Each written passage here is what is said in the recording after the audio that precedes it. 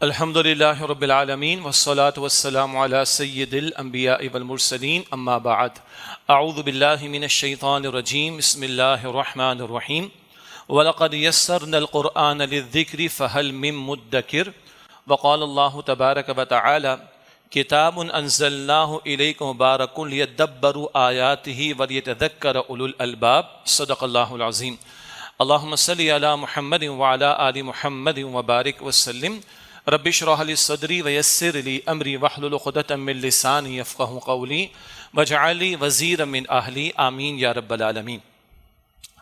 ماہ رمضان کے بعد یہ پہلا آپ یوں کہیے کہ جمعے کا خطاب ہے، اور عام طور پر اس حوالے سے کلام ہوتا ہے کہ رمضان کے بعد کرنے کے کام، تو ایک ہی کرنے کے کام کی طرف توجہ دلانا مقصود ہے، گو کہ گزشتہ جمعے کے خطاب کے ذیل میں اور عید الفطر کے خطاب کے ذیل میں تو کافی کلام ہوا تھا۔ البتہ آج جو گفتگو کرنا مقصود ہے وہ سادہ انداز میں قرآن حکیم کے فہم یعنی قرآن حکیم کے سمجھنے کے حوالے سے کچھ تجربات انفرادی سطح سے لے کر اجتماعی سطح اور اجتماعی سطح سے آگے بڑھ کر ریاستی سطح کے ہیں، جو گاہے بگاہے گفتگو میں آتے رہے ہیں۔ البتہ ایک ہی نشست میں ان کو مختصر انداز میں بیان کر کے قرآن حکیم کے سیکھنے سکھانے اور سمجھنے سمجھانے کی طرف توجہ دلانے کی اس وقت کوشش کی جا رہی ہے۔ غالباً 4-5 سال پہلے اسی قرآن اکیڈمی کراچی کی اس مسجد میں ماہانہ درس قرآن کے سلسلے کے دوران میں ایک مرتبہ اس موضوع پر کلام ہوا تھا، اور وہ موضوع تھا قرآن حکیم سے تعلق چند عملی تجربات۔ تو یہ موضوع یوٹیوب پر بھی دستیاب ہے، اور کبھی کبھی ایسا بھی ہوتا ہے کہ مقرر کو کسی خطاب کی تیاری کے لیے اپنے ہی کسی درس کو یا تقریر کو سن لینے سے فائدہ ہو جاتا ہے۔ تو وہ تو 4-5 سال پرانا ہے، تھوڑا میں بھی سنتا ہوا آیا تھا اس کو، تو وہ گھنٹے بھر کا درس ہے۔ جن ساتھیوں کو زیادہ تفصیل درکار ہو وہ یوٹیوب سے دستیاب ہو جائے گا۔ اس کا عنوان یہی ہے، قرآن حکیم سے تعلق اور چند عملی تجربات۔ تو اس میں 8 باتیں میں نے بیان کی تھیں، انہی کا خلاصہ یہاں پر بیان کرنا مقصود ہے۔ اور اس وقت اس بیان کرنے کا مقصود یہ اس لیے ہے کہ ماہ رمضان کی گفتگو کے دوران میں ہم نے بات سمجھی کہ رمضان جو سجایا گیا تھا وہ قرآن حکیم کے لیے، البتہ ماہ رمضان کے چلے جانے کے بعد رمضان کا تحفہ قرآن حکیم ہمارے پاس ہے، اب وہ کھلا رہنا چاہیے، بند نہ ہو جائے۔ اللہ تعالی ہمیں توفیق دے۔ فرض نمازیں بھی ہیں، دیگر فرائض پر عمل بھی ہے، اور حرام اور ممنوعات سے بچنے کا عمل بھی جاری رہے، یہی روزے کی مشق اور روزے کا بڑا حاصل تھا۔ البتہ قرآن سے تعلق تو پوری زندگی کا ہے۔ اللہ تعالیٰ نے جو نظام ہمیں عطا کیا، یہ ایک ایسا سلیبس ہے کہ 6 برس کا بچہ بھی نماز میں کھڑا ہوگا تو قرآن پڑھے گا، سنے گا۔ 100 برس کا بوڑھا بھی قرآن سنے گا، پڑھے گا نماز میں۔ پاکستان کا ہو، امریکہ کا ہو، بنگلہ دیش کا ہو، یورپ کا ہو، افریقہ کا ہو، کہیں کا بھی ہو، عالم دین ہو، عام مسلمان ہو، قرآن کی تلاوت کرے گا یا سنے گا۔ یہ وہ ایسا سلیبس ہے جو دن میں 5 مرتبہ اللہ نے فرض قرار دے دی ہے۔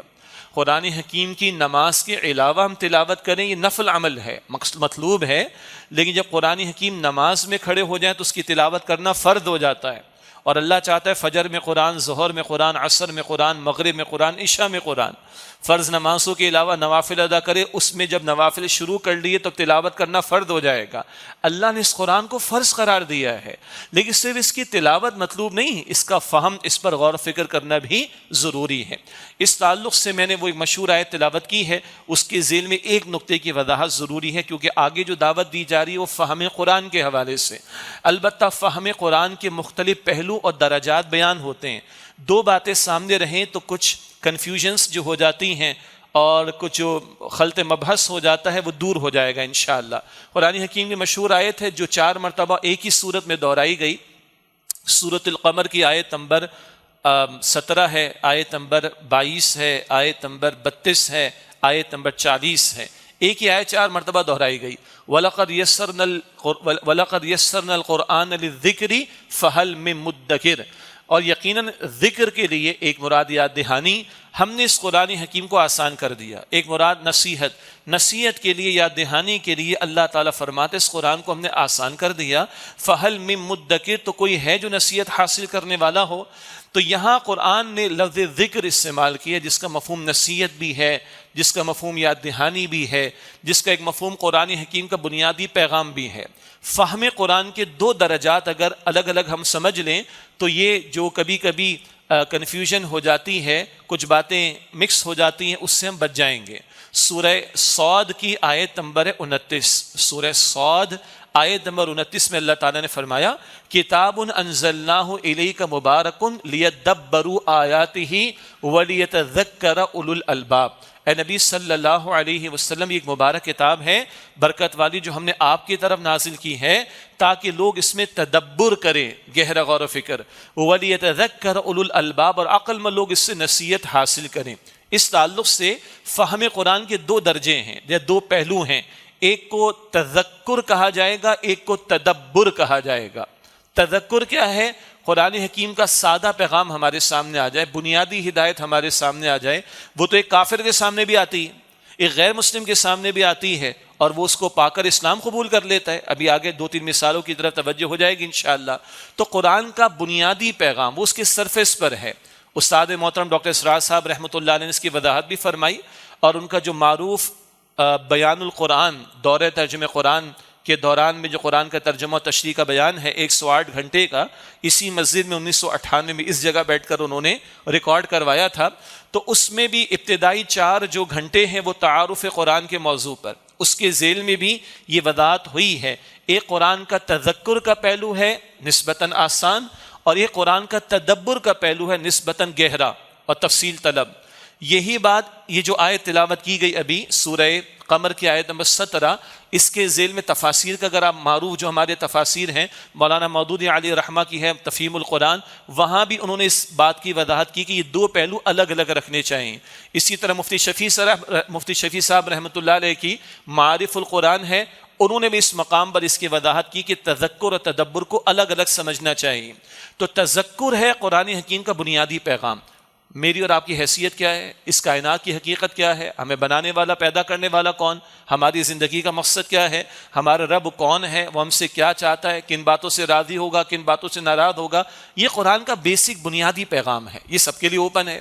لیکن ایک ہے قرآن کا تدبر والا پہلو، گہرائی میں غور و فکر کرنا، ایک ایک آیت کے ایک ایک لفظ پر غور و فکر کرنا، عربی اسلوب کے اعتبار سے کلام کرنا، فصاحت و بلاغت کے اعتبار سے کلام کرنا، پھر اس کی گہرائی میں اترنا، پھر عہد حاضر کے دور جدید کے مسائل کے لیے قرآن حکیم سے رہنمائی لینا، فقہی مسائل ہیں ان کی تفصیلات معلوم کرنا، نئے مسائل سامنے آ جائیں گے تو اس کا حل تلاش کرنا، وغیرہ وغیرہ۔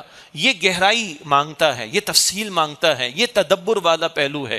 ہاں، جنہیں اللہ توفیق عطا فرمائے گا، وقت لگائیں گے، زندگیاں لگائیں گے تو کچھ موتی ان کو بھی مل جائیں گے، مگر یہ گہرا پہلو ہے، یہ اسپیشلائزیشن والا پہلو ہے، اس کو ایک طرف رکھنا چاہیے، یعنی ایک پہلو کو ایک طرف رکھنا چاہیے۔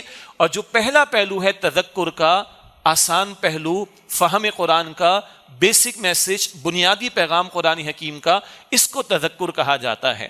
اب جو آگے میں نے آپ کے سامنے تجربات ذکر کر کے ترغیب و تشویق کا پہلو سامنے رکھنا ہے وہ اس حوالے سے۔ باقی اللہ توفیق عطا فرمائے ہم قرآن پاک کی زبان بھی سیکھیں، فصاحت و بلاغت کا بھی کچھ علم حاصل کریں، اللہ اور ہمت دے، برسوں لگانا پڑتے ہیں۔ قرآن کے اصول تفسیر ہیں، پھر اصول حدیث ہیں، پھر حدیث کا علم ہے، اصول فقہ ہیں، فقہی مسائل کا علم ہے، تاریخ کا علم ہے، وغیرہ وغیرہ، پھر وہ تفصیل کی بات ہوگی۔ یہ دو پہلو اگر الگ الگ رکھیں تو بڑی آسانی ہو جائے گی، ورنہ ایک فتنہ یہ ہے قرآن کا ترجمہ پڑھ لو اور خود ہی عالم، خود ہی مفسر، خود ہی علامہ، خود ہی مفتی، خود ہی مجتہد اور مجتہد اعظم، اور جو چاہو رائے قائم کر دو۔ اللہ تعالیٰ اس فتنے سے ہماری حفاظت فرمائے۔ بات تو ذرا کچھ لوگوں کو، یہ آپ کو نہیں، کچھ لوگوں کو یہ بات تلخ محسوس ہوگی۔ عجیب بات ہے، میں دنیا کے انٹرنیشنل اکاؤنٹنگ اسٹینڈرڈز کے بارے میں، آڈیٹنگ اسٹینڈرڈز جو ہم نے پڑھے، انکم ٹیکس کے لاس کے بارے میں ہر ایک کو گفتگو کی اجازت نہ دیں، اور اللہ کے کلام کے بارے میں صرف ترجمہ پڑھ کے جو چاہے رائے قائم کر لوں۔ عجیب بات نہیں؟ اس کو اپنی جگہ پر رکھیں، وہ اسپیشلائزیشن والا کام کریں، پھر چلیے آگے بڑھیے، لیکن اس کو اسپیشلائزیشن کی پہلو کو اس کی جگہ رہنے دیجئے۔ ورنہ ایک انتہا کیا ہے، بس ترجمہ پڑھ کے جو رائے قائم کر لو، خود بھی برباد ہوں گے، دوسروں کی بھی بربادی کا سامان کریں گے۔ یہ ایک انتہا، اس سے بھی ہمیں بچنا ہے۔ دوسری انتہا کیا ہے، یہ بعض لوگوں کو یہ بات بھی تھوڑی سی محسوس ہوگی، قرآن کا ترجمہ نہیں پڑھنا چاہیے، گمراہ ہو جاؤ گے، قرآن کو نہیں سمجھنا چاہیے، گمراہ ہو جاؤ گے۔ انا للہ و انا الیہ راجعون، یہ سینکڑوں تراجم جو علماء نے کیے ہیں وہ لوگوں کو گمراہ کرنے کے لیے کیے ہیں۔ اور ایک غیر مسلم ہے جس کو عربی نہیں آتی، اس نے انگریزی میں قرآن کا ترجمہ پڑھا، جرمن میں پڑھا، فرینچ میں پڑھا، چائنیز میں پڑھا، اس کو کچھ سمجھ آیا، ایک دو مثالیں آگے جائیں گی، اور وہ اسلام قبول کر لے، تو کیا ہم اس کے قبول اسلام کا انکار کریں گے کہ تو نے ترجمہ پڑھ کے قرآن اسلام قبول کیا؟ عجیب بات نہیں ہو جائے گی؟ یہ دوسری انتہا ہے کہ لوگوں کو قرآن نہ پڑھنا دیا جائے ترجمے کے ساتھ، سمجھنے کا اہتمام نہ کرنے دیا جائے، یہ دوسری انتہا ہے۔ ان دونوں کے درمیان اعتدال کی بات کیا ہے؟ ایک قرآن کا تذکر کا پہلو ہے، ایک بندہ مومن کو، بلکہ ایک شخص غیر مسلم بھی ہے، قرآن کا بنیادی پیغام پتہ چلے، وہ اللہ کو مانے اور اللہ کی ماننا شروع کر دے اسلام میں داخل ہو کر، اور ایک بندہ مومن کو دین کی بنیادی ہدایات معلوم ہونا شروع ہو جائیں۔ اس کے لیے آگے کچھ ریکمنڈیشنز، مگر وہ اپنے مقام کو سمجھے کہ وہ اپنے آپ کو مجتہد اور مفسر نہ سمجھنے بیٹھ جائے۔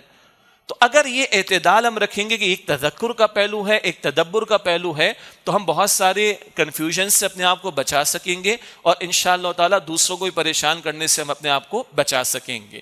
اس تھوڑی سی تمہید کے بعد اب 8 پہلوؤں کے اعتبار سے کچھ عملی تجربات کا ذکر کر کے فہم قرآن، اللہ کرے کہ یہ قرآن کھلا رہے ماہ رمضان کے بعد، اللہ کرے میرے گھر میں، آپ کے گھر میں، ہمارے گھر میں، ہمارے آفیسز میں، ہمارے اداروں میں، ہمارے شب و روز میں قرآن کھلا رہے، ہمارے انفرادی اجتماعی امور میں قرآن کھلا رہے، قرآن کی نور سے ہم روشنی حاصل کرنے کی کوشش کریں، قرآن حکیم سے علم حاصل کرنے کی ہم کوشش کرتے رہیں، اور اس سے آگے بڑھ کر اللہ مجھے اور آپ کو ہمیں توفیق دے کہ قرآن کا علم ہمارے عمل میں بھی ریفلیکٹ ہوتا ہوا نظر آئے، قرآن کی تعلیم ہمارے اعمال میں بھی منعکس ہوتی ہوئی نظر آئے۔ اللہ تعالیٰ مجھے اور آپ کو اس کی توفیق عطا فرمائے۔ تھوڑا سا فضائل کا ذکر بھی ہو جائے، اس سے کہ انسانی طبیعت کے اندر یہ کمزوری تو ہے نا، ہم کہتے ہیں 2 پیسے کا فائدہ ہوگا تو کام کریں گے، بھائی پروفٹ کتنا دو گے تو انویسٹمنٹ میں کروں نا، حلال انویسٹمنٹ کی بات ہو رہی ہے، تو کچھ نظر آئے گا تو کام کریں گے۔ تو اللہ اور اللہ کے رسول علیہ السلام ہماری اس کمزوری سے واقف ہیں، اور انہوں نے ہمیں ترغیب و تشویق دلائی ہے۔ کبھی اللہ خود قرآن حکیم میں فرماتا ہے ہوا خیر مما یجمعون، سورہ یونس کی آیت نمبر 58، سب سے بڑی دولت جو جمع کیے جانے کے قابل ہے وہ اللہ کی کتاب قرآن حکیم۔ اللہ کے رسول فرماتے صلی اللہ علیہ وسلم بخاری شریف کی حدیث میں خیرکم من تعلم القرآن وعلمہ، تم میں سے بہترین لوگ وہ ہیں جو قرآن حکیم سیکھیں اور دوسروں کو سکھائیں۔ اللہ کے رسول فرماتے صلی اللہ علیہ وسلم جامع ترمذی کی روایت میں، ایک حرف قرآن کا تلاوت کرو تو 10 نیکیاں ملتی ہیں، اور یہ بڑا پیارا کلام ہے، بغیر سمجھے بھی تلاوت کریں گے اجر ملے گا۔ ہم قائل حدیث کہتی ہیں الف ایک حرف ہے، لام ایک حرف ہے، میم ایک حرف ہے، یہ 30 نیکیاں ہو گئیں۔ البتہ سنن ابن ماجہ کی روایت میں اللہ کے رسول علیہ السلام نے فرمایا قرآن کی ایک آیت کو سمجھنا، قرآن کی ایک آیت کو سمجھنا یہ 100 رکعت، بریکٹ میں ترجمہ ہوگا نفل، قرآن کی ایک آیت کو سمجھنا 100 رکعت سے زیادہ افضل ہے۔ یہ ہے فہم قرآن کی اہمیت۔ اسی طرح اللہ کے رسول نے فرمایا صلی اللہ علیہ وسلم، یہ بہقی شریف میں روایت ہے کہ جو قرآن میں مشغول رہا اور دعا نہ کر سکا، اللہ اس شخص کو مانگنے والوں سے بڑھ کر بغیر مانگے عطا فرمائے گا۔ یہ کتنی بڑی بات ہے، قرآن میں مشغول ہے، تلاوت بھی کر رہا ہے، قرآن میں مشغول ہے، سیکھ رہا ہے، قرآن میں مشغول ہے، سمجھ رہا ہے، قرآن میں مشغول ہے، غور و فکر کر رہا ہے۔ جو قرآن میں مشغول رہا، حدیث بتا رہی ہے، اور دعا نہ کر سکا، اللہ اس شخص کو مانگے بغیر مانگنے والوں سے بڑھ کر عطا فرمائے گا۔ اسی طرح بہت پیاری حدیث مسلم شریف کی روایت، اول یہ مساجد کے اعتبار سے، پھر انشاءاللہ اس کے ذیل میں جہاں جہاں قرآن کے سیکھنے سکھانے کا اہتمام ہو، تو اللہ کے رسول علیہ السلام نے فرمایا کہ جب کبھی بھی اللہ کے کچھ بندے اللہ کے گھروں میں سے کسی گھر میں جمع ہوں اور مقصد و قرآن کا پڑھنا پڑھانا سیکھنا سکھانا اس مقصد کے لیے جمع ہوں، تو اللہ تعالیٰ 4 برکتیں ان کو عطا فرماتا ہے۔ نمبر 1، اللہ کی رحمت ان کو ڈھانپ لیتی۔ نمبر 2، اللہ ایسے بندوں کا ذکر اپنے مقرب فرشتوں کے سامنے فرماتا ہے۔ نمبر 3، اللہ ان کو سکینت کی، سکون اطمینان کی کیفیت عطا فرماتا ہے۔ اور نمبر 4، اللہ سبحانہ و تعالی اللہ کی رحمت ان کو ڈھانپ لیتی ہے، فرشتے ان کو ڈھانپ لیتے ہیں، اور سکینت اللہ ان کو عطا فرماتا ہے، اور اللہ اپنے مقرب بندوں کے سامنے یعنی فرشتوں کے سامنے ان کا ذکر فرماتا ہے۔ یہ قرآن کی محافل پر فرشتوں کا نزول، یہ رحمت کا ڈھانپ لیا جانا، یہ سکینت کا عطا کیا جانا اور مقرب فرشتوں کے سامنے ذکر کیا جانا، یہ قرآن کے پڑھنے پڑھانے والوں کی محفلوں کی برکتیں جو اللہ کے رسول علیہ السلام نے اس حدیث میں بیان فرمائی۔ اول مساجد، اور پھر جہاں کہیں بھی اس کا اہتمام ہو۔ ضمناً ایک بات ہے، نبی صلی اللہ علیہ وسلم کو جو فضائل اور اس امت کو عطا کیے گئے ان میں یہ بھی ہے کہ ساری زمین کو اس امت کے لیے مسجد بنا دیا گیا۔ گزشتہ امتوں میں مخصوص عبادت گاہ، ہم مسجد کہتے ہیں، مخصوص عبادت گاہ میں نماز کا اہتمام کرنا ضروری ہوتا، اس امت کے لیے ساری زمین کو مسجد بنا دیا گیا۔ تو اس کے ذیل میں تمام مقامات پر جہاں پر اس کا اہتمام ہوگا انشاءاللہ فضائل ہمیں میسر آئیں گے۔ اب اس ساری تمہید اور کچھ فضائل کے بیان کے بعد اب آئیے کچھ عملی تجربات۔ سب سے پہلے فرد کا معاملہ، میرا آپ کا اپنا اکیلے کا معاملہ، اس کی تو اب سینکڑوں مثالیں دی جا سکتی ہیں۔ اگر غیر مسلموں کی بات کریں تو بہترین مثالیں ان لوگوں کی ہیں کہ جو غیر مسلم تھے اور انہوں نے اسلام قبول کیا۔ عام طور پر ان کو ہم کنورٹڈ مسلمز کہہ دیتے ہیں، صحیح لفظ ہے ریورٹڈ مسلمز، واپس آ گئے، اصل کی طرف واپس آ گئے۔ حدیث مبارک میں آتا ہے کہ ہر بچہ فطرت پر یعنی توحید پر پیدا ہوتا ہے، اس کے ماں باپ اس کو یہودی، نصرانی یا مجوسی یعنی مشرک بنا دیتے ہیں۔ ماں باپ کا بڑا رول ہے، میڈیا کا بعد میں، سوسائٹی کا بعد میں، ماں باپ کا رول پہلا ہے۔ حدیث ہے بخاری شریف کی، ہر بچہ فطرت پر توحید پر پیدا ہوتا ہے، اس کے ماں باپ ہیں جو اس کو یہودی، نصرانی یا مجوسی بنا دیتے ہیں۔ بہرحال فرد کے اعتبار سے میں بات کر رہا تھا کہ وہ جو غیر مسلم ہے، معاف کیجیے گا یاد آ گیا الحمدللہ، وہ جو غیر مسلم واپس آ رہے تو اس کو کنورٹڈ مسلم کہنا ٹھیک نہیں، کنورٹ کا مطلب بدل جانا، وہ ریورٹڈ مسلم ہے کہ واپس آ گیا۔ ایسے تمام افراد جو ماضی قریب میں آج اسلام قبول کرتے ہوئے دکھائی دے رہے ہیں، کم از کم ان کی 90% کی تعداد وہ ہے جو قرآن حکیم کی چند آیات کو پڑھ کر سمجھ کر اسلام کی طرف آئے۔ ہاں ان کا بیک گراؤنڈ ہوگا، کوئی خود بہت لٹریلی آدمی ہوگا، ادب کا بڑا شاہکار اپنے انداز سے ہوگا، کوئی میڈیکل کی کسی لائن کے اندر ہوگا، کوئی بزنس مین ہوگا، کوئی شپ کا کیپٹن ہوگا، بہت ساری مثالیں ہیں، اور ان کا اپنا ماضی کا وہ تجربہ، اور قرآن کی کبھی ایک آیت، قرآن کی کبھی 2 آیتیں، قرآن کی کبھی چند آیتیں، قرآن کی کبھی کوئی ایک سورت ان کو متاثر کر دیتی۔ بہت پہلے کی مثال لیکن بہت معروف شخصیت علامہ محمد اسد، اور ان کی کتاب روڈ ٹو مکہ، اردو میں ترجمہ ہے طوفان سے ساحل تک، تفصیل کا موقع نہیں۔ سورہ تکاثر کی 2 آیتیں، یہودی شخص، اور ٹیبل پر قرآن کا نسخہ موجود ہے ترجمے کے ساتھ، اور اپنی بیگم سے ڈسکشن کیا، کہیں سے ٹریول کر کے آئے تھے اور فرسٹ کلاس ٹرین کی جو بوگی تھی اس میں سفر کیا، اور بیگم سے آگے کہتے ہیں کہ سارے مالدار تھے، کپڑے بھی اچھے، فرسٹ کلاس میں ٹرین میں سفر کر رہے ہیں، لیکن چہرے اداس ہیں، اتنا مال کثرت ہونے کے باوجود بھی کیوں مسئلہ ہے، سیٹسفیکشن کیوں نہیں؟ غور و فکر ہوتا رہا، کہا گھر پہ میں نے اپنی ٹیبل پہ جا کے قرآن تھا میری ٹیبل پر، نسخہ کھولا، سورہ تکاثر سامنے آ گئی، الہاکم التکاثر حتی زرتم المقابر، تمہیں کثرت کی خواہش نے غفلت میں ڈال دیا اور تم یہاں تک قبروں کو پہنچ گئے۔ بہرحال تفصیل کا موقع نہیں، واقعہ پڑھی اس کتاب میں جا کر۔ اسی طرح ڈاکٹر حمید اللہ صاحب کا نام بہت مشہور ہے، فرانس میں ہوتے تھے، اللہ ان کے درجات بلند فرمائے، اور بہت اللہ نے ان سے کام لیا، کئی زبانوں میں لیا۔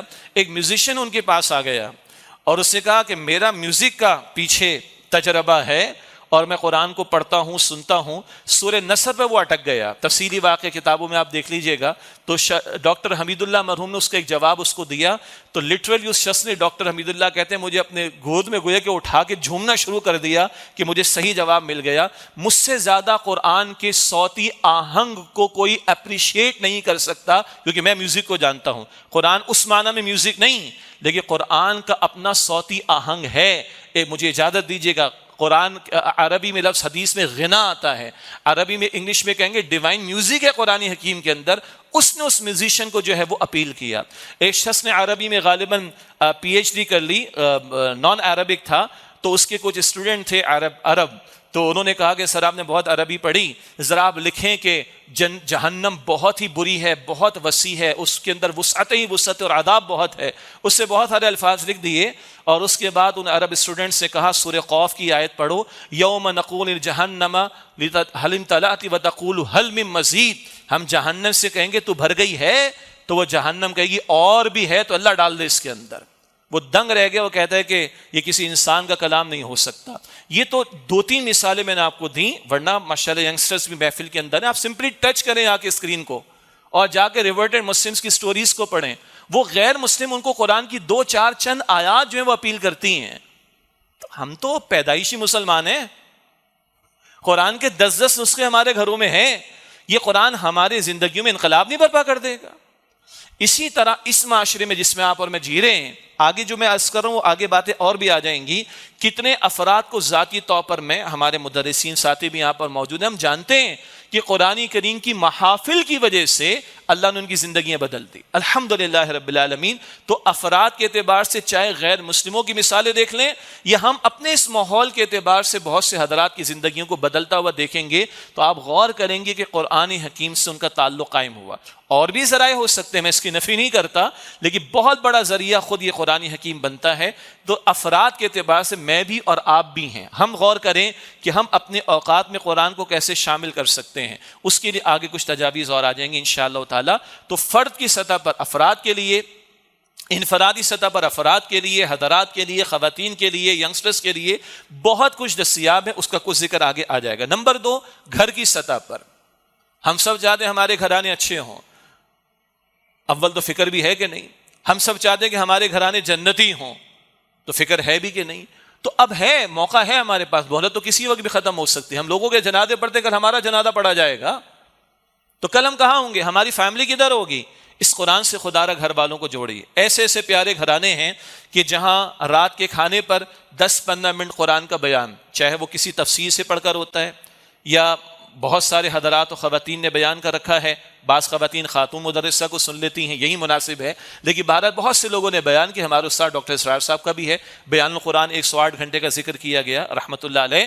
تو بعض لوگوں نے روزانہ کا 15 منٹ کا ایک سیشن اپنے ہاں کھانے بھی مقرر کر رکھا ہے، بعض گھرانوں کو میں ذاتی طور پر جانتا ہوں، اور ایسے گھرانے کے جہاں زندگی کا رخ کچھ اور ہی تھا، ایک لڑکے کو، نوجوان کو سمجھ آ گئی، اس نے گھر والوں کو انگیج کیا، کہیں کسی کی بیٹی کو بات سمجھ میں آ گئی، اس سے انگیج کیا، کہیں ماں کو سمجھ میں آ گئی، اس نے گھر والوں کو انگیج کیا، کہیں باپ کو سمجھ میں آ گئی، اس نے گھر والوں کو انگیج کیا۔ یا بعض لوگ سنڈے کے دن، چھٹی کے دن یہ کام کر لیتے ہیں، 1-1.5 گھنٹے کا بیان لگا لیتے ہیں، کھانا بھی ہوتا ہے ساتھ ساتھ اور گفتگو بھی ہو جاتی ہے اور قرآن کا سلسلہ چل رہا ہوتا ہے۔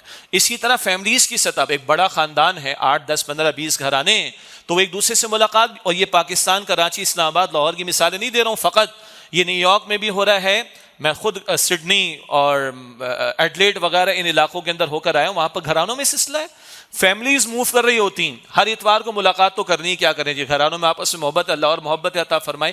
1 گھنٹہ ڈاکٹر اسرار صاحب کا قرآن کا درس لگا کر سنیں گے، پاسبل ہے، کوئی مشکل بات نہیں۔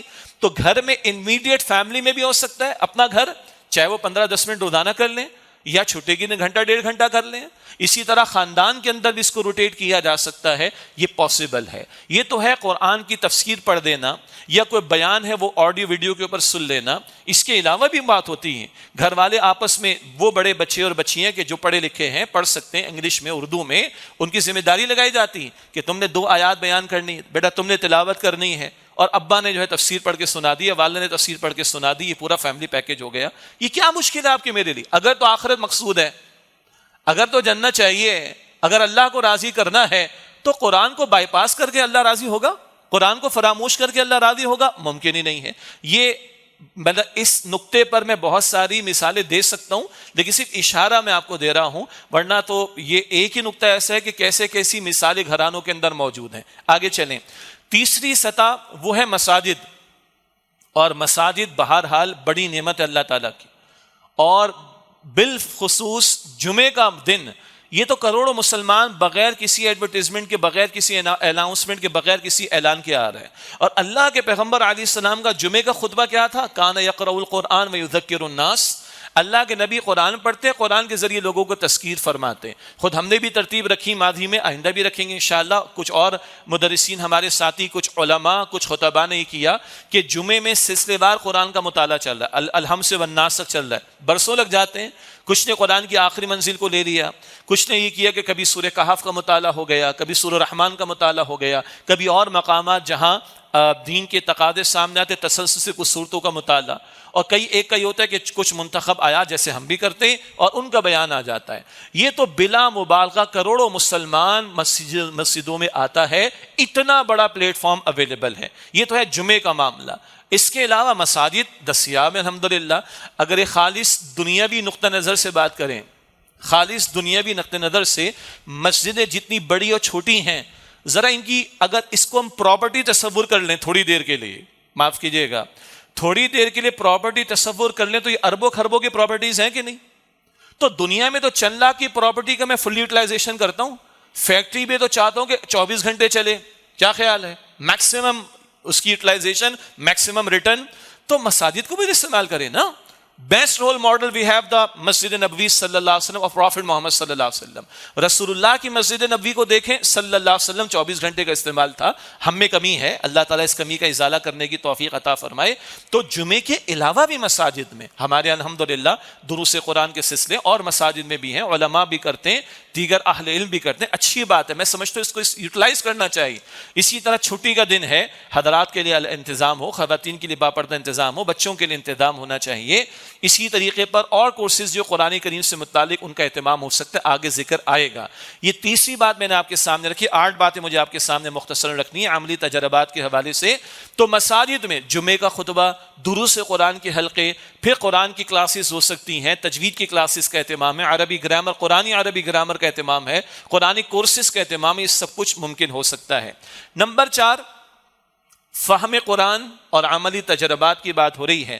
بہت سارے دینی ادارے ہیں، دینی اجتماعیتیں ہیں، انسٹیٹیوشنز ہیں، ادارے ہیں کہ جنہوں نے الحمدللہ بہت کام کیا ہے۔ مدارس کا بھی اس میں بہت کام ہے، بہت سارے دیگر اداروں کا بھی بہت سارا کام ہے، افراد کا بھی، اداروں کا بھی ہے۔ انہی میں انجمن خدام القرآن جو بانی تنظیم اسلامی ڈاکٹر اسرار صاحب رحمۃ اللہ علیہ نے اولا لاہور میں 1972 میں قائم کی، پھر پاکستان کے بھر کے کئی اہم شہروں میں انجمن خدام القرآن اور ان کے تحت قرآن اکیڈمیز اور قرآن سینٹرز یا قرآن مراکز کا سلسلہ جاری ہے، جن کے تحت بھی بہت ساری چیزیں ہم آفر کرتے ہیں، بہت سارے کورسز۔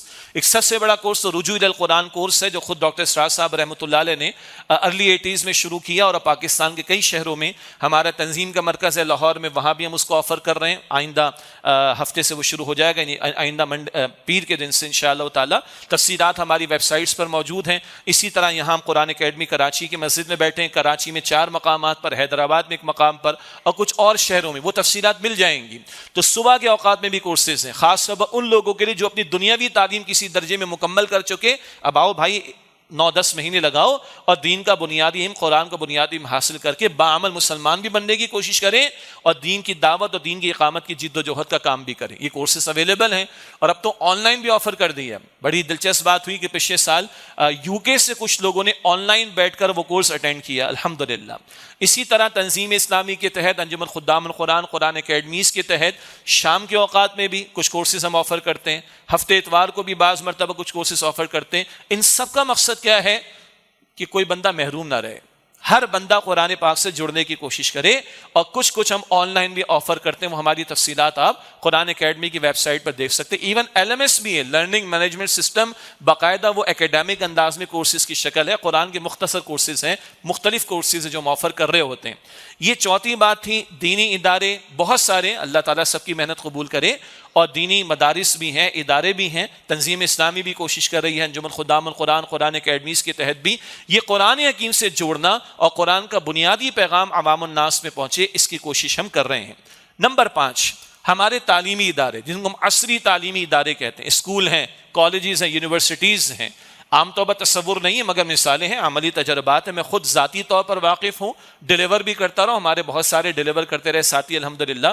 اسکولوں کے اندر بعض ایسے اسکولوں کو میں جانتا ہوں جہاں اسمبلی کے ٹائم میں طے کیا گیا کہ 7-8 منٹ قرآن پاک کے لیے مخصوص ہوں گے۔ ہم تو بچپن سے 6 کلمے لپے آتی دعا، اچھی بات ہے، مگر پروڈکٹیو بنائے نا، پازیٹیولی آگے بڑھیں۔ تو انہوں نے طے کیا وہاں کی پرنسپل صاحبہ نے کہ ایک اسٹوڈنٹ نے تلاوت کرنی 3-4 آیات کی، دوسرے اسٹوڈنٹ نے آ کے ترجمہ کرنا ہے، اور ایک ٹیچر نے آ کے تشریح کرنی۔ 17 پارے انہوں نے 2 سال میں مکمل کر لیے تھے، یہ کئی سال پرانی بات ہے۔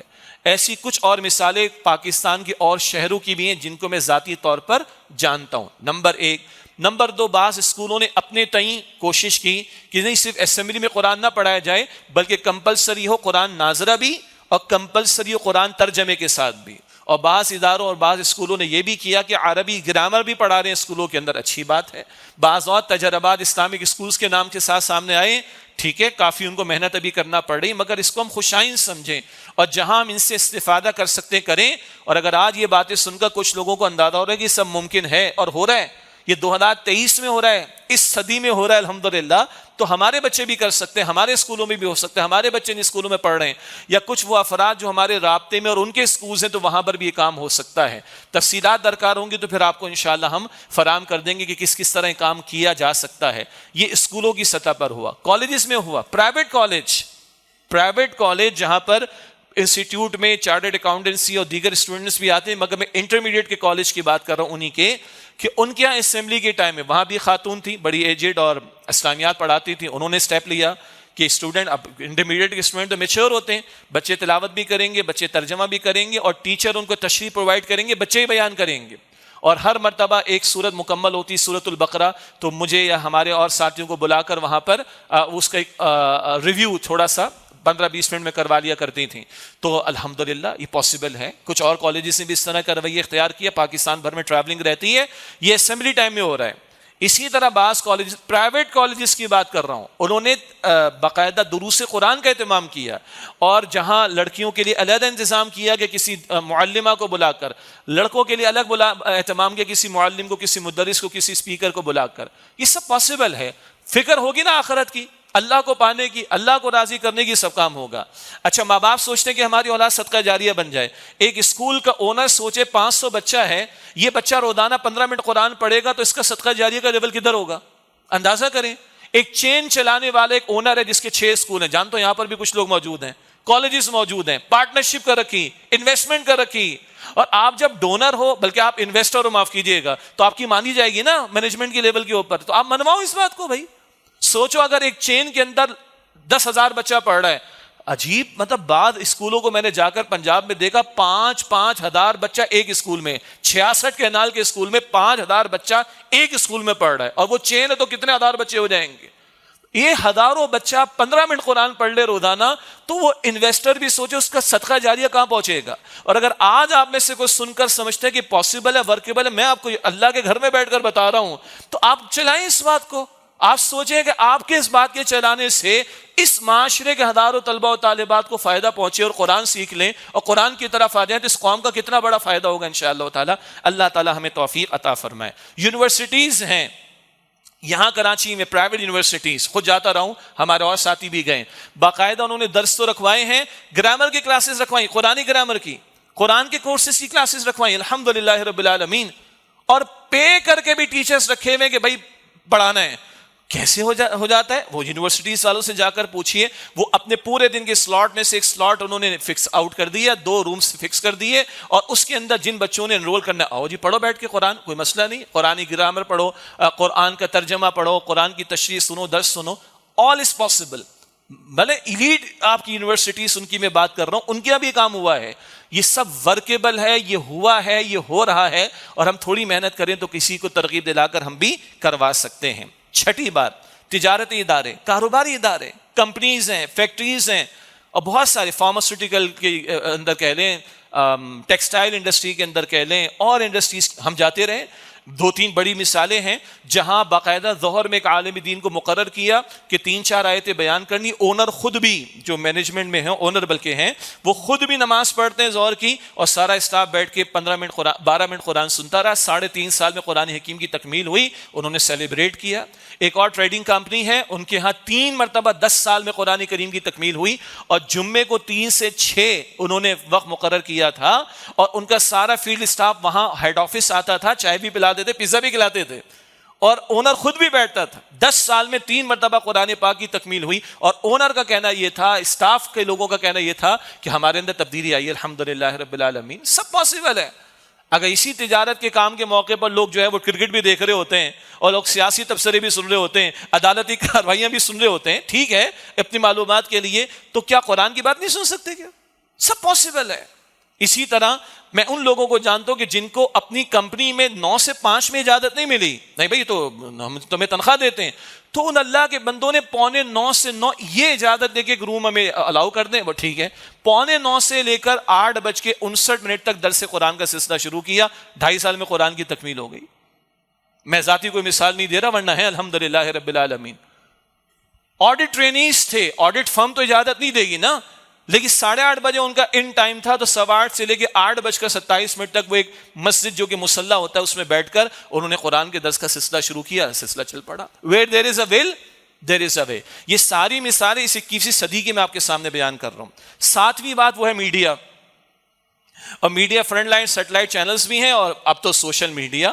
بہرحال بہت کچھ بگاڑ ہے، بہت کچھ فساد ہے، اور جتنا بچیں اتنا کم ہے، اللہ ہمیں توفیق دے، مگر وہ ایکسیسیبل ہے اور اس کا امپیکٹ ہے، ہم بھی یوز کرتے ہیں دینی وقار کو سامنے رکھتے ہوئے۔ میں نے شاید پچھلے جمعے کے خطاب میں یا عید کے موقع پر کسی موقع پر کہا کہ ہمارے بہت سارے بزنس کمیونٹی کے لوگ اپنی پروڈکٹ کی مارکیٹنگ اور ایڈورٹیزمنٹ کے لیے لاکھوں کروڑوں روپے کی انویسٹمنٹ کرتے ہیں اور اپنا پروڈکٹ دکھاتے ہیں ڈراموں کو اسپانسر کرنے کے لیے، کرتے ہیں کہ نہیں کرتے، فلموں کو اسپانسر کرنے کے لیے۔